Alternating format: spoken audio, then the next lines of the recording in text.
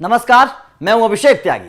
श्रीलंका के खिलाफ हमने टी20 सीरीज तो जीत लिया। कमाल की परफॉर्मेंस सूर्य कुमार यादव की कप्तानी में टीम इंडिया ने की है और गौतम गंभीर ने अपनी कोचिंग में आते ही पहली सीरीज भी भारत को जिता दी। तो जाहिर तौर पर ये एक कमाल की शुरुआत गौतम गंभीर की कोचिंग में रही है। लेकिन सूर्य कुमार यादव ने तो अपना काम कर दिया कप्तानी में। अब बात है रोहित शर्मा की, क्योंकि वनडे सीरीज शुरू होगी। वनडे सीरीज में रोहित शर्मा वापसी कर रहे हैं, विराट कोहली वापसी कर रहे हैं।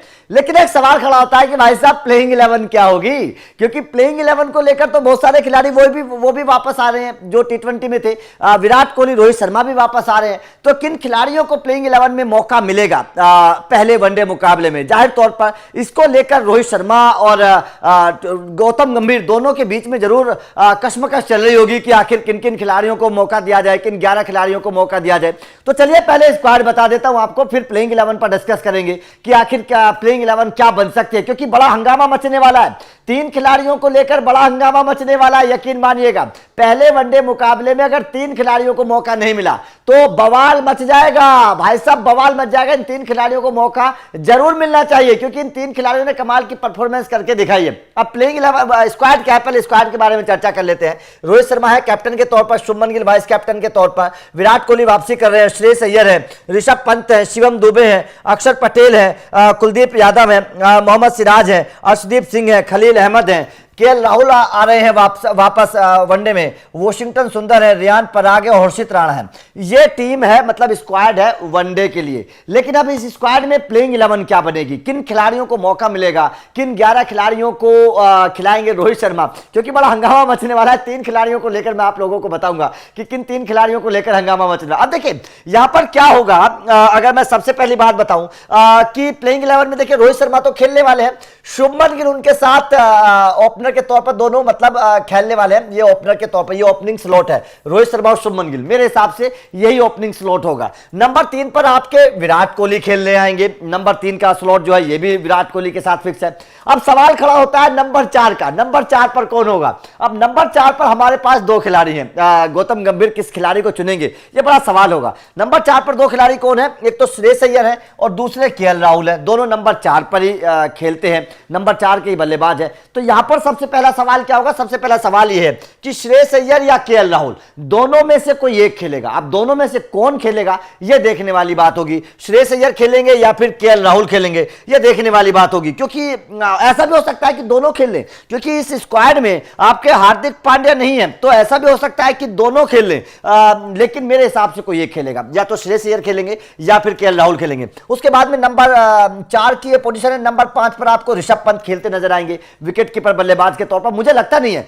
अगर केएल राहुल को भी टीम इंडिया खिलाएगी तो भी ऋषभ पंत को मुझे ऐसा लगता है कि विकेट कीपर बल्लेबाज के तौर पर जरूर खिलाएगी। विकेट कीपर बल्लेबाज के तौर पर आपको ऋषभ पंत जरूर खेलते आएंगे नजर आएंगे नंबर 5 पर। उसके बाद में नंबर 6 का एक सवाल और खड़ा हो रहा है कि नंबर 6 पर कौन? अब नंबर 6 पर देखिए आपके पास एक तो शिवम दुबे हैं जो मैच को फिनिश कर सकते हैं, बेहतर बल्लेबाज हैं। आपके पास एक रियान पराग है जो बेहतर बल्लेबाजी कर सकते हैं। तो यहां पर शिवम दुबे या रियान पराग, दोनों में से कौन, यह भी एक बहुत बड़ा सवाल है। अब देखिए रियान पराग को अगर मौका नहीं दिया तो भाई साहब बवाल मच जाएगा, क्योंकि रियान पराग ने तो अच्छी गेंदबाजी भी करके दिखाई है, अच्छी गेंदबाजी और बल्लेबाजी दोनों करके दिखाई है। कमाल की परफॉर्मेंस टी20 में रियान पराग ने करके दिखाई है।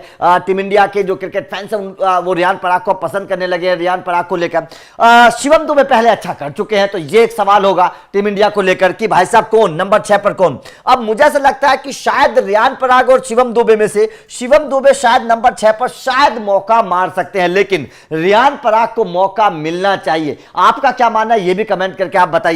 अब बात आती है नंबर 7 की। नंबर 7 पर भी लड़ाई है। नंबर 7 पर लड़ाई क्या है कि भाई साहब आपके पास एक तो अक्षर पटेल है और एक आपके पास वॉशिंगटन सुंदर है। नंबर 7 की भी लड़ाई है कि नंबर 7 पर कौन खेले, क्योंकि दोनों एक ही तरीके के खिलाड़ी हैं। अब यहां पर देखिए अक्षर पटेल पहले अच्छा कर चुके हैं क्योंकि टी20 सीरीज में नहीं थे। अब सुंदर भी टी20 में अच्छा कर चुके हैं, बहुत अच्छी गेंदबाजी भी की, बल्लेबाजी भी बहुत अच्छी की। तीसरे टी20 मुकाबले में कमाल की, पहले भी अच्छी बल्लेबाजी की, मतलब वॉशिंगटन सुंदर भी अच्छी बल्लेबाजी कर रहे हैं और अक्षर पटेल ने भी अच्छा कर चुका है। अब यहां पर नंबर 7 पर टीम इंडिया वनडे में अक्षर पटेल को मौका देगी, ऐसा लग रहा है। शायद आपको वॉशिंगटन सुंदर खेलते हुए नजर ना आए, ऐसा भी हो सकता है। तो लेकिन क्योंकि श्रीलंका की पिच है, ऐसा भी हो सकता है कि एक तेज गेंदबाज को कम करके वॉशिंगटन सुंदर को भी खिला लिया जाए। लेकिन ऐसा नजर आ रहा है कि शायद आपको अक्षर पटेल ही खेलते नजर आएंगे और 8वें खिलाड़ी के तौर पर शायद आपको कुलदीप यादव स्पिनर के तौर पर, दूसरे स्पिनर के तौर पर आपको खेलते हुए नजर आएंगे। कुलदीप यादव क्योंकि वनडे सीरीज में है तो कुलदीप यादव को तो बाहर रखेगी नहीं टीम इंडिया, तो कुलदीप यादव 8वें नंबर पर खेलते नजर आएंगे। अब बात आते हैं 9, 10, 11 तीन गेंदबाज कौन होंगे। तो ऐसे में आपके पास 9वें खिलाड़ी के तौर पर मोहम्मद सिराज क्योंकि तजुर्बेकार हैं इस पूरी स्क्वाड में, और 10वें खिलाड़ी के तौर पर अर्शदीप सिंह, और 11वें खिलाड़ी के तौर पर भी एक सवाल है, खलील अहमद या हर्षित राणा। मेरा मानना है हर्षित राणा को मौका देना बेहतर होगा, क्योंकि हर्षित राणा ना केवल गेंदबाजी बल्कि बल्लेबाजी भी बेहतर करते हैं। हर्षित राणा अगर मौका पड़ेगा तो लंबे लंबे छक्के लगाने की ताकत रखते हैं हर्षित राणा। गेंदबाजी तो खैर कमाल की करते हैं, मौका दिया गया है। मेरा मानना है कि इस नौजवान खिलाड़ी को प्लेइंग 11 में जरूर रखना चाहिए, क्योंकि आईपीएल 2024 में हमने देखा केकेआर को चैंपियन बनाने में हर्षित राणा का किस तरीके से योगदान था। लेकिन अब एक सवाल खड़े होते हैं। सवाल क्या खड़े होते हैं? सवाल ये खड़े होते हैं कि भाई साहब जब आपने केएल राहुल को मौका दिया है, श्रेयस अय्यर को मौका दिया है, तो दोनों में से कौन खेलेगा नंबर 4 पर? नंबर 1 बात तो ये है कि नंबर 4 पर दोनों में से कौन खेलेगा, ये एक सबसे बड़ा सवाल है। क्योंकि ओपनर के तौर पर आपके पास रोहित शर्मा है, शुभमन गिल है, ये फिक्स है, ओपनिंग जोड़ी फिक्स है। नंबर 3 तक कोई सवाल नहीं है, विराट कोहली नंबर 3 पर है। वो नंबर 4 का खिलाड़ी कौन होगा? सबसे पहला सवाल तो यह, नंबर 4 का खिलाड़ी श्रेयस अय्यर या केएल राहुल? आप भी कमेंट करके बताइएगा कि टीम इंडिया की स्क्वाड में से प्लेइंग 11 क्या बननी चाहिए, नंबर 4 पर कौन खेले, केएल राहुल या फिर श्रेयस अय्यर? श्रेयस अय्यर भी अच्छी फॉर्म में है, राहुल कैसा खेलेंगे ये देखने वाली बात होगी। पिछले कुछ वक्त से थोड़ा सा चोटिल भी थे, कुछ प्रॉब्लम भी थी, तो राहुल कैसा खेलेंगे देखने वाली बात होगी। फॉर्म क्या वापसी आएगी कि नहीं आएगी, ये भी वापसी देखने वाली बात। तो नंबर 4 का सवाल है। उसके बाद में नंबर 6 का सवाल है, शिवम दुबे या रियान पराग? दोनों अच्छा कर चुके हैं, दोनों बेहतर खिलाड़ी हैं। रियान पराग के साथ आपको एक फायदा मिल सकता है, रियान पराग के साथ आपको यह फायदा मिल सकता है कि श्रीलंकाई जो पिच है ना, वहां पर स्पिनर्स को बड़ी मदद मिलती है श्रीलंकाई पिचों पर। तो ऐसे में रियान पराग का इस्तेमाल आप कर सकते हैं एज ए स्पिनर, क्योंकि आपके पास हार्दिक पांड्या ऑलराउंडर के तौर पर नहीं है। तो आपके पास एक ऐसा ऑलराउंडर होना चाहिए जो बल्लेबाजी और गेंदबाजी दोनों कर सके, क्योंकि शिवम दुबे से गेंदबाजी करवा नहीं रही है टीम इंडिया। हमने T20 में भी देखा, वहां भी शिवम दुबे से गेंदबाजी नहीं करवाई गई। तो ऐसे में रियान पराग से जबकि गेंदबाजी करवाई गई और श्रीलंकाई पिचों पर स्पिनर्स को मदद मिलती है, तो ऐसे में रियान पराग आपके लिए बहुत कारगर साबित हो सकते हैं, बहुत कारगर साबित हो सकते हैं।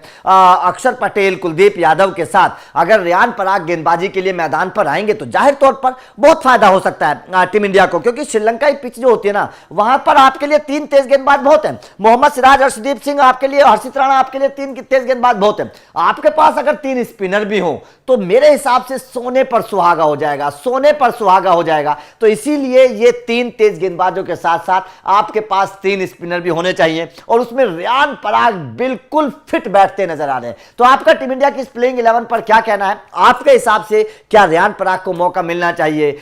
उसके बाद में केएल राहुल और श्रेयस अय्यर में से किसको मौका मिलना चाहिए? कमेंट करके अपनी राय जरूर दीजिएगा। वीडियो अच्छी लगी हो तो लाइक और शेयर जरूर करिएगा, चैनल को सब्सक्राइब करिएगा, क्योंकि अपडेट लगातार मिलते रहेंगे। Thank you very much.